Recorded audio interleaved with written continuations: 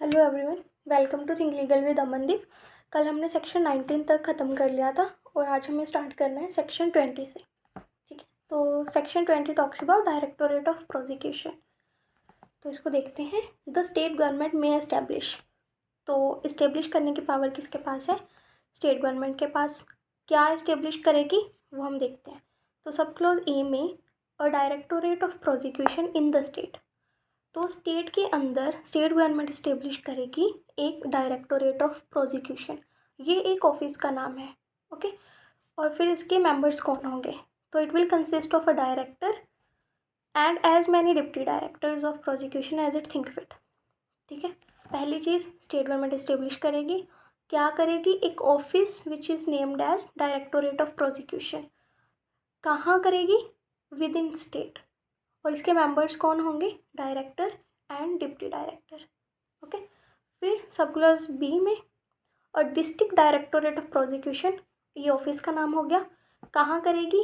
In a district, in every district, जितनी भी districts होंगे, consisting of as many as deputy directors and assistant directors. ठीक है, तो ये क्या हो गया? सबसे पहली चीज़ स्टेट गवर्नमेंट ने इस्टेब्लिश कर दिया। सब क्लॉज ए में वो स्टेट के अंदर एक डायरेक्टोरेट ऑफ प्रोसिक्यूशन करेगी जिसके मेंबर्स होंगे डायरेक्टर एंड डिप्टी डायरेक्टर। फिर डिस्ट्रिक्ट के लिए करेगी डिस्ट्रिक्ट डायरेक्टोरेट ऑफ प्रोसिक्यूशन और उसके मेंबर्स होंगे deputy director and assistant directors. ठीक है, उसके बाद a person, subsection 2, a person shall be eligible to be appointed. अब इन ये जो अपॉइंट करेंगे हम members, director, deputy director, assistant directors, तो इनकी क्वालिफिकेशंस क्या होंगी वो सब सेक्शन 2 में बताई हुई हैं। तो सबसेक्शन 2 का further clause A says as a director of prosecution or a deputy director of prosecution if he has been in practice as an advocate for not less than 15 years or is or has been a sessions judge। तो director और deputy director की qualification क्या है कि as an advocate उनकी जो practice है वो मिनिमम 15 ईयर्स की होनी चाहिए, या फिर वो या तो सेशन जज हैं या पहले सेशन जज रह चुके हैं। और ये जो 15 ईयर्स वाली रिक्वायरमेंट है वो सेशन जज के केस में नहीं है। 15 ईयर्स की requirement is for the advocates. अगर किसी एडवोकेट को हमें डायरेक्टर और डिप्टी डायरेक्टर लगाना है तो हमें उनकी 15 ईयर्स की मिनिमम प्रैक्टिस चाहिए। बट अगर सेशन जज को लगाना है तो 15 ईयर्स की रिक्वायरमेंट नहीं है। ठीक है, तो हमने डायरेक्टर और डिप्टी डायरेक्टर की क्वालिफिकेशन देख ली। अभी B part says as an assistant director if he has been in practice as an advocate for not less than 7 years और has been a magistrate of first class। ठीक है, तो assistant director के case में हमें चाहिए 7 years की practice या फिर आप मैजिस्ट्रेट हो फर्स्ट क्लास के। अब यहाँ पर यही चीज़ याद रखनी है कि मैजिस्ट्रेट फर्स्ट क्लास लिखा है, सेकंड क्लास नहीं लिखा। तो या तो मैजिस्ट्रेट ऑफ फर्स्ट क्लास हो आप, या फिर आपके पास मिनिमम 7 ईयर्स की प्रैक्टिस हो as an advocate. Subsection 3 says the Directorate of Prosecution shall be headed by Director of Prosecution who shall function under the administrative control of the Home Department in the state। तो जो Directorate of Prosecution है, हमने subsection 1 के clause A में establish करा है ये office. तो इसके जो हेड होंगे उनको कहेंगे डायरेक्टर ऑफ प्रोसिक्यूशन, और वो फंक्शन किसके कंट्रोल के अंडर करेंगे? तो the director of prosecution will be under the administrative control of the home department और इन द स्टेट। ठीक है, तो ये क्वेश्चन पूछा जाता है कि कौन सा डिपार्टमेंट है जो कि डायरेक्टर ऑफ प्रोसिक्यूशन को कंट्रोल करेगा। फिर आ गया sub clause 4, every deputy director of prosecution और assistant director of prosecution shall be subordinate to the director of prosecution and every assistant director of prosecution shall be subordinate to the deputy director of prosecution. तो इन्होंने hierarchy बता दी।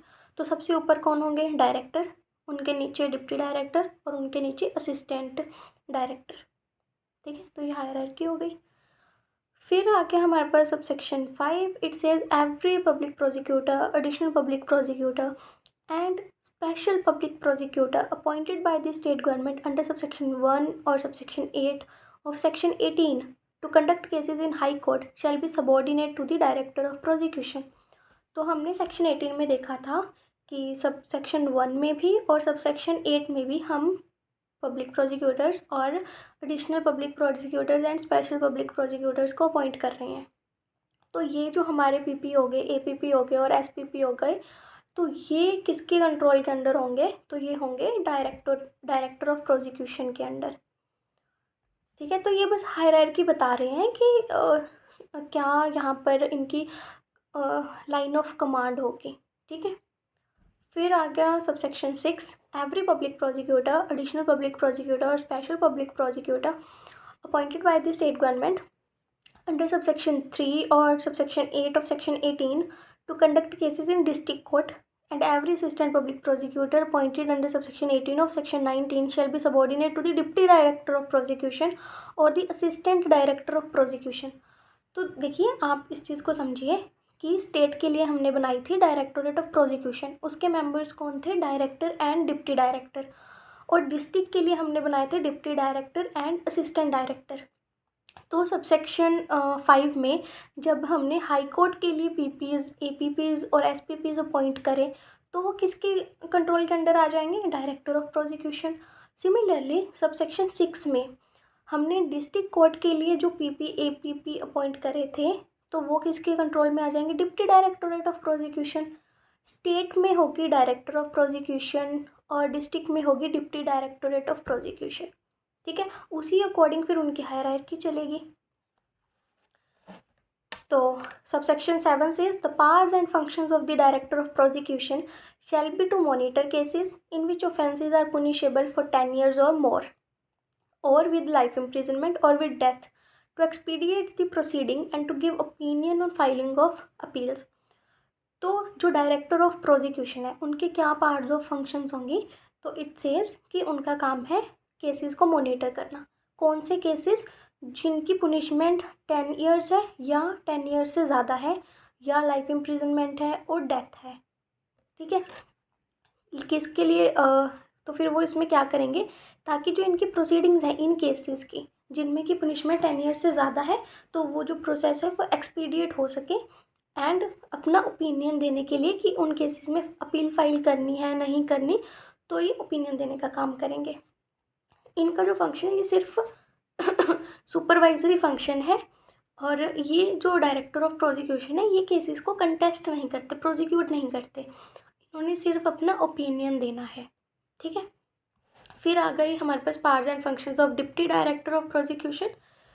तो ये कौन से cases को examine करेंगे और जो पुलिस रिपोर्ट्स होती हैं हमारी, हम पुलिस रिपोर्ट सबमिट करते हैं जिसको हम चालान बोलते हैं, है ना, तो उनको ये स्क्रूटिनाइज करेंगे, चेक करेंगे कि क्या वो लीगली करेक्ट है या नहीं है, और ये केसेस को मॉनिटर करेंगे जो कि पुनिशेबल हैं फॉर 7 ईयर्स और मोर। तो मिनिमम 7 चाहिए, उससे ज़्यादा भी हो सकते हैं, but less than 10 years for ensuring their expeditious disposal. तो मिनिमम 7, मैक्सिमम 10, क्योंकि अगर 10 से ज़्यादा हो गया फिर तो वो डायरेक्टर ऑफ प्रोसिक्यूशन के पास चला जाएगा। तो डिप्टी डायरेक्टर ऑफ प्रोसिक्यूशन उन्हीं केसेस को डील करेंगे जो कि 7 साल और 10 साल के बीच में पुनिशेबल हैं। फिर असिस्टेंट डायरेक्टर ऑफ प्रोसिक्यूशन कौन से केसेस को मॉनिटर करेंगे? जो कि लेस देन 7 ईयर्स हैं। तो ये डिवीजन याद रखनी है, डायरेक्टर के लिए 10 और मोर, डिप्टी डायरेक्टर के लिए बिटवीन 7 to 10 एंड असिस्टेंट के लिए बिलो 7। फिर section 10 subsection 10 says notwithstanding anything contained in subsection 7, 8, 9 the director, deputy director, assistant director shall have the power to deal with and be responsible for all proceedings under this संहिता। कि चाहे हमने इन subsections में कुछ भी लिख दिया है लेकिन जो डायरेक्टर, डिप्टी डायरेक्टर और असिस्टेंट डायरेक्टर ऑफ प्रोसिक्यूशन है वो रिस्पॉन्सिबल होंगे और उनके पास पावर होगी to deal with all the proceedings under this Sanhita. मतलब कि वो किसी भी केस के साथ डील कर सकते हैं। चाहे यहाँ पर हमने बोल दिया कि जैसे assistant director less than 7 years के साथ डील करेंगे, लेकिन वो उससे ज़्यादा के केसेस को भी डील कर सकते हैं। तो ये क्या है? ये इट्स नॉट मैंडेटरी। फिर आ गया subsection 11, the other parts and functions of director of prosecution, deputy director, assistant director and the areas for which each deputy director of prosecution और assistant director have been appointed shall be such as the state government may by notification specify. तो वो कौन से area में अपने powers and functions को exercise करेंगे, ये जैसे स्टेट गवर्नमेंट बताएगी वैसे ही होगा। Subsection 12 is very important. It says the provisions of this Sanhita shall not apply to Advocate General for the state while performing the functions of public prosecutor. तो जो हम एडवोकेट जनरल को appoint करते हैं high courts में, तो इनके ऊपर ये जो रिस्ट्रिक्शंस हैं जो कि हमने इस सेक्शन में लगा रखी हैं, तो वो अप्लाई नहीं करेंगी। तो उनके केसेस में ये कोई रिक्वायरमेंट नहीं है कि they will be subordinate to this and this office, और वो इतने ऑफेंसेस जो कि punishable with this many years हैं तो खाली उन्हीं के साथ डील कर सकते हैं। तो मतलब ये ओवरऑल जितने भी प्रोविजन हमने पढ़ी ये सारी एडवोकेट जनरल के ऊपर नहीं लगेंगी, क्योंकि advocate generals are kind of a political post, ठीक है, ये परमानेंट पोस्ट नहीं है। फिर हमारा आगे इसके बाद नेक्स्ट हमारा चैप्टर हो गया चैप्टर 3 पावर्स ऑफ कोर्ट्स। तो अभी हम इसमें देखेंगे कि जो हमारी कोर्ट्स हमने पढ़ी थी, classes of courts under section 6, court of session, GMFC, GMSC, executive magistrates, तो इनके पास पावर कितनी है, ये कितने ईयर्स तक की पनिशमेंट आपको दे सकते हैं, कितना फ़ाइन इम्पोज कर सकते हैं, तो ये सब हम यहाँ देखते हैं। सबसे पहले सेक्शन आ गया 21, courts by which offences are triable. कौन सी जो कोर्ट्स हैं वो ऑफेंसेस को ट्राई करेंगी, तो वो पावर यहाँ से आएगी। Subject to the other provisions of this Sanhita, any offence under Bharatiya Nyaya Sanhita may be tried by high court, court of session and any other court by which such offences shown in the first schedule to be tribal. तो भारतीय न्याय संहिता के जितने भी offences हैं उनको try कौन कर सकता है, हाई कोर्ट कर सकती है, कोर्ट ऑफ सेशन कर सकती है, और वो कोर्ट भी कर सकती है जिसको फर्स्ट शेड्यूल में बताया गया है। जो हमारा भारतीय नागरिक सुरक्षा संहिता के साथ फर्स्ट शेड्यूल लगा हुआ है उसमें हमारे भारतीय न्याय संहिता के जितने भी ऑफेंसेस हैं तो उसके साइड में ये चीज़ दिखाई हुई है कि ये जो ऑफेंस है ये ट्राइबल बाय विच कोर्ट है, ठीक है। तो जो कोर्ट दिखा रखी है कि it is tribal by court of session, तो उसको court of session he try करेगी। तो अगर दिखा रखा है कि judicial magistrate of first class try करेगा तो judicial magistrate of first class decide करेगा। अगर लिखा है कि एनी मजिस्ट्रेट, तो फिर उस ऑफेंस को कोई भी मैजिस्ट्रेट ट्राई कर सकता है, जुडिशियल मजिस्ट्रेट सेकंड क्लास भी, फर्स्ट क्लास भी। फिर इसके हमारे पास आ गई प्रोवाइजो कि provided that any offence under section 64, 65, 66, मतलब 64 से लेकर 71 तक जो भारतीय न्याय संहिता के ऑफेंसेज हैं, they shall be tried as far as applicable by a court presided by a women. Because ये जो सारे ऑफेंसेज हैं ये रेप और गैंग रेप के साथ डील कर रहे हैं, तो इन ऑफेंसेस को जो ऑफिसर जो कोर्ट ट्राई करेगी तो वो court presided by an female जज होगी, ठीक है। ये इसलिए किया गया है ताकि जो विक्टिम है उसको ऐसे ऑकवर्ड फील ना हो और वो थोड़ा कोर्ट प्रोसीडिंग्स में थोड़ा कंफर्टेबल फील करे, इसीलिए रेप के केसेस में फीमेल जजेस ही प्रिजाइड करती हैं। फिर आगे sub clause 4, any offence under any other law shall when any court is mentioned in this behalf in such law be tried by such court and when no court is so mentioned may be tried by. Bharatiya भारतीय न्याय संहिता के लिए तो हमने बता दिया कि भारतीय न्याय संहिता के जो ऑफेंसेस है उसको हाई कोर्ट भी कर लेगी ट्राई, कोर्ट ऑफ सेशन भी कर सकती है, और वो कोर्ट भी कर सकती है जिसको कि फर्स्ट शेड्यूल में लिखा गया है। लेकिन जो हमारे अदर लॉज हैं भारतीय न्याय संहिता के अलावा भी तो हमारे पास पिनल स्टैट्यूट्स हैं, है ना, जैसे कि NDPS एक्ट हो गया, तो उन ऑफेंसेस के लिए फिर अगर तो वो स्पेशल लॉ हैं क्योंकि, तो अगर उनके अंडर ही लिख दिया है कि ये ट्राइबल बाय विच मैजिस्ट्रेट है या विच कोर्ट है तो फिर तो हम उसी कोर्ट से ट्राई करवाएंगे। लेकिन अगर नहीं लिखा फिर वो ऑफेंस ट्राई हो सकता है या तो बाय हाई कोर्ट और any other court by which such offence is shown in the first schedule to be tribal. तो वो कोर्ट भी ट्राई कर सकते हैं जिसको कि फर्स्ट शेड्यूल में लिखा गया है। तो इस केस में कोर्ट ऑफ सेशन इन्होंने नहीं लिखा, BNS के केस में इन्होंने कोर्ट ऑफ सेशन भी लिखा था। तो समझिए, भारतीय न्याय संहिता का कोई ऑफेंस है उसको ट्राई कौन कर सकता है, हाई कोर्ट कर लेगी, कोर्ट ऑफ सेशन भी कर सकती है, और वो कोर्ट भी कर सकती है जो कि फर्स्ट शेड्यूल में मेंशन्ड है। भारतीय न्याय संहिता के अलावा कोई और स्पेशल और लोकल लॉ है तो उसमें अगर उसी लॉ ने मेंशन कर दिया कि इस ऑफेंस को ये कोर्ट ट्राई करेगी, फिर तो वही कोर्ट उस ऑफेंस को ट्राई करेगी। लेकिन अगर उस लॉ ने ये नहीं बताया कि इस ऑफेंस को ट्राई कौन करेगा, फिर उसको हाई कोर्ट भी ट्राई कर सकती है और वो कोर्ट भी ट्राई कर सकती है जो कि फर्स्ट शेड्यूल में मेंशन्ड है। फर्स्ट शेड्यूल कौन सा? जो कि भारतीय नागरिक सुरक्षा संहिता में है। ठीक है, तो उसके बाद आ गया हमारे पास सेक्शन 22। सेक्शन 22 से sentences which high court and session जजेस में पास। तो हाई कोर्ट कितना सेंटेंस कर सकती है और सेशन जज कितना सेंटेंस दे सकते हैं। तो सब सेक्शन 1 से हाई कोर्ट में pass any sentence authorised by law. तो हाई कोर्ट जितने भी हमारे पास सेंटेंसेस हैं वो सारे दे सकती है। तो क्या सेंटेंसेस है हमारे पास? डेथ है, इम्प्रिजनमेंट ऑफ लाइफ है, imprisonment for specific period of time है विच कैन बी सिंपल और रिगरस। फिर हमारे पास आ गया फाइन, कम्युनिटी सर्विस अभी नई इंट्रोड्यूस हुई है, और फॉर फ्यूचर ऑफ प्रॉपर्टी। तो ये हमारे पास काइंड्स ऑफ सेंटेंसेस हैं। तो जो हाई कोर्ट है वो ये सारे सेंटेंसेस दे सकती है।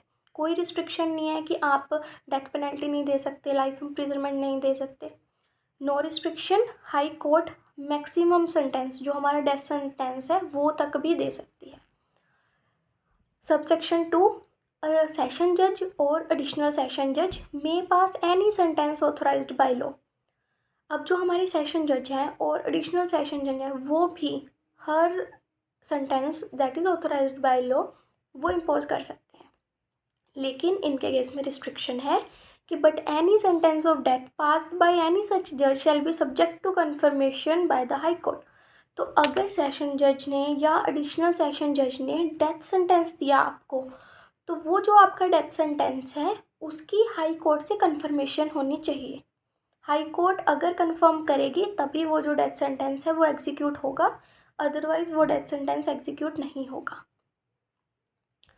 फिर हमारे पास आ गया सेक्शन 23, सेंटेंसेस विच मैजिस्ट्रेट्स में पास।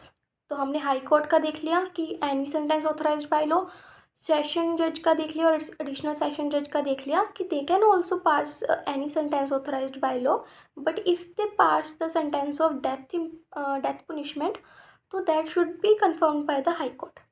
अभी मैजिस्ट्रेट्स के केस में क्या है, सबसे पहले इन्होंने सबसेक्शन 1 में बता दिया चीफ जुडिशियल मैजिस्ट्रेट।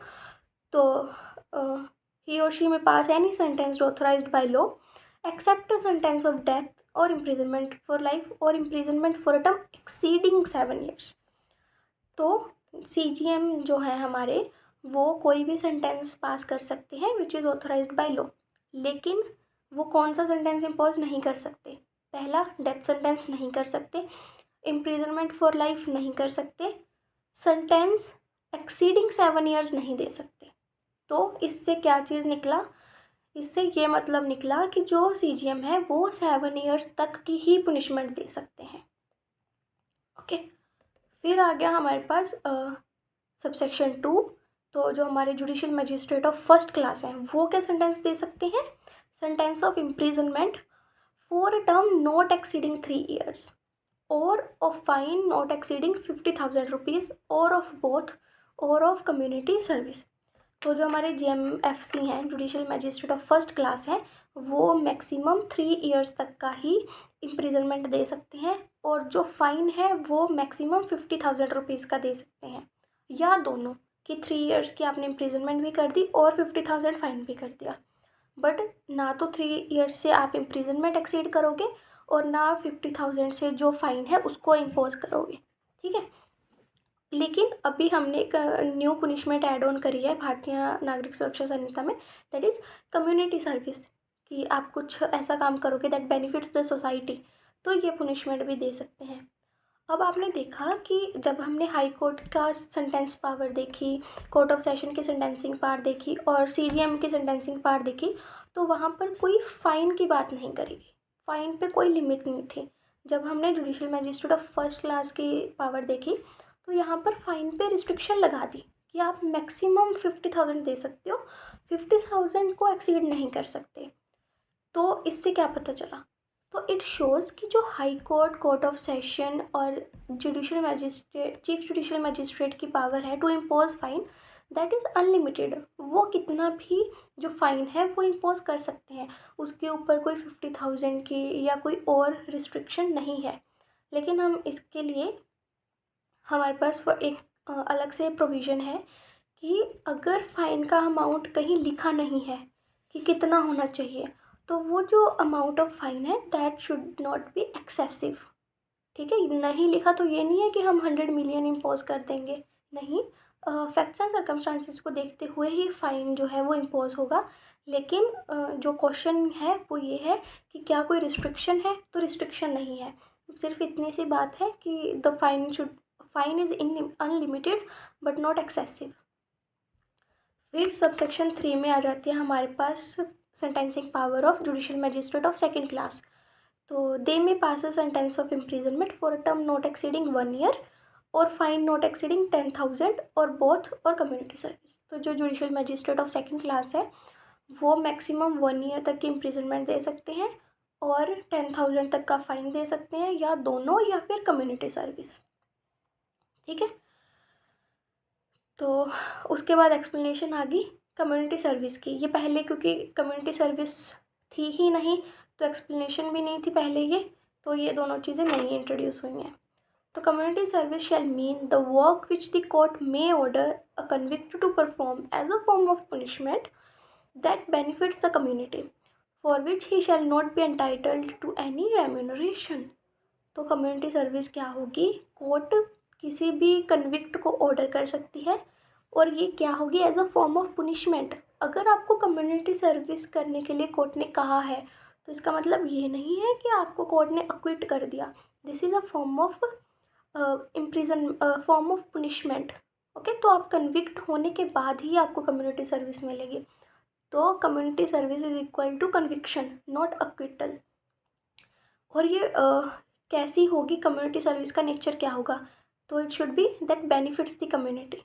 अब बेनिफिट्स द कम्युनिटी में क्या होगा कि आपको सफाई करने के लिए बोल सकते हैं, या आपको प्लांट्स लगाने के लिए कह सकती है कोर्ट। तो कोई भी ऐसा काम हो सकता है which benefits the community at large, लोगों के फ़ायदे की चीज़ हो। फॉर विच, अब ये जो काम करेगा वो कन्विक्ट, क्या उसको उसके लिए पैसे भी देगी कोर्ट कि आपने जी अभी मान लीजिए आपको कोर्ट ने बोल दिया कि इस सारे एरिया को आपने क्लीन करना है, तो वो जो उसका खर्चा होगा, वो एफर्ट लगाएगा, लेबर होगी उसकी, तो क्या हम उसको कुछ रेम्यूनरेशन कुछ पे करेंगे। तो उन्होंने कहा नहीं, he shall not be entitled to any remuneration. तो ये हमें ध्यान रखना है कि नो रेम्यूनरेशन इम्पॉर्टेंट, क्योंकि पुनिशमेंट है ना। लेकिन जैसे हम देखते हैं कि जेल में अगर आप कोई लेबर करते हो तो उसके आपको पैसे दिए जाते हैं, है ना। तो वो जो है वो पैसों का सारा सिस्टम वो है जेल मैनुअल्स के, जो हमारे जेल के रूल्स हैं उनके अंडर मिलता है। लेकिन कम्युनिटी सर्विस के रिलेशन में ऐसा कुछ नहीं है, तो यहाँ पर no remuneration shall be given to the convict. तो हम आज यहीं तक कर लेते हैं, उसके बाद हम सेक्शन 24 जो कि डिफ़ॉल्ट फ़ाइन के साथ डील करता है उसको देखेंगे। तो अगर आपको इसमें कोई डाउट हो तो मैंने अपनी ईमेल आईडी प्रोवाइड करी हुई है, आप मेरे को ईमेल आईडी पे कभी भी मैसेज कर सकते हो, और या फिर आप कमेंट बॉक्स में भी अपने कमेंट्स को छोड़ सकते हो। Thank you guys, that's it for today.